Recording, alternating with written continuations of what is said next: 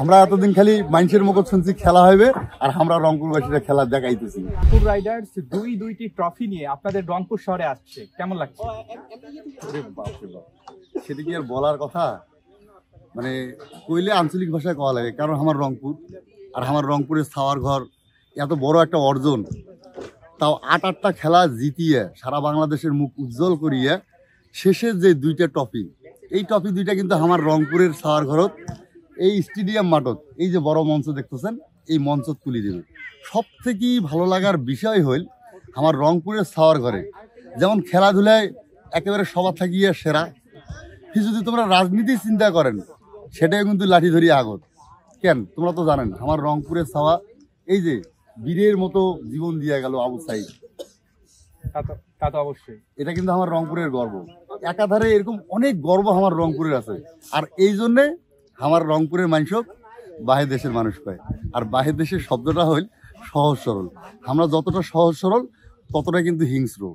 যে কোনো কাজ তোমরা যদি আমাকে একবার কন, যদি সেটা মনে জেদ লাগে, সেটা আমরা অর্জন কর্মই কর্ম। এই জন্য আমরা বাহির দেশের মানুষ আর রংপুরের মানুষ।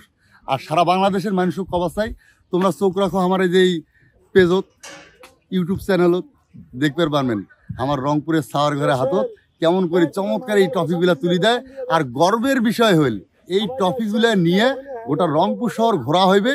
তারপরে আমার রংপুরে যে ছাওয়াগুলা খেলাইছে, এই ছাওয়াগুলা কিন্তু আমরা খুব মিস করি। এবারগুলো কাছত পাওয়া যায় না। এই যে খেলাধুলা নিয়ে আমরা ব্যস্ত ব্যস্ত ব্যস্ত, এটে যায় ওটে যায়, এবারগুলোর কাছত আসি একটা ছবি তুলবো, একটা সেলফি নেবো, এই সুযোগ হয় না। আশা করি আগামী কালকে এই ভরা মঞ্চ আমার রংপুরের অনেক ভক্ত ক্রিকেট প্রিয় মানুষেরা আসবে, এই রংপুরের প্লেয়ারের ঘরের সাথে অন্তত একটা করে হইলেও সেলফি নেবে, সবারগুলার মন ভরে যাবে। তোমরাগুলো আমার সাথে থাকেন। আমরা রংপুর যতদিন পৃথিবীবাসী আছে, বাংলাদেশ যতদিন থাকবে, ততদিন এই রংপুর সারা বাংলাদেশও প্রেজেন্ট করবে, এটা আমার বিশ্বাস। কালকে কিন্তু আপনাদের পছন্দের যে ক্রিকেটাররা রংপুর রাইডার্সের, তাদেরকে সামনাসামনি দেখতে পারবেন, কেমন লাগছে? ওই কথা কই তো কলিজা ভরি যায়। এই জন্য তো কোনো যে ছাওয়াগুলো আমরা মানে অর্থাৎ যে খেলোয়াড়গুলো আছে, এমন তো হাতের কাছে পাওয়া যায় না। এমন তো খেলা নিয়ে ব্যস্ত। আর এই রংপুরের মাঠত আসিয়ে আমরা ট্রফি নেবে, এমার সাথে দেখা হইবে।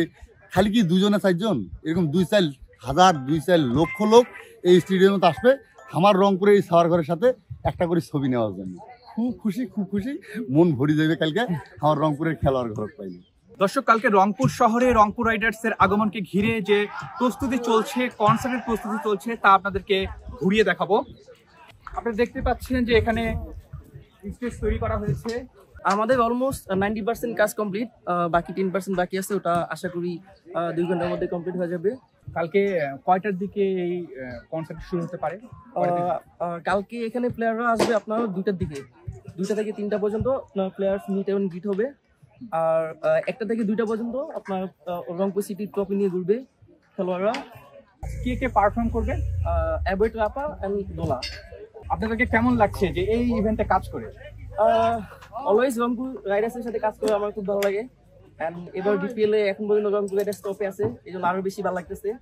আর কিছুদিন আগে গ্লোবাল চ্যাম্পিয়ন্স লিগের ট্রফি জিতলো ফার্স্ট টাইম রংপুর রাইডার্স, এই জন্য আরো বেশি ভালো লাগতেছে।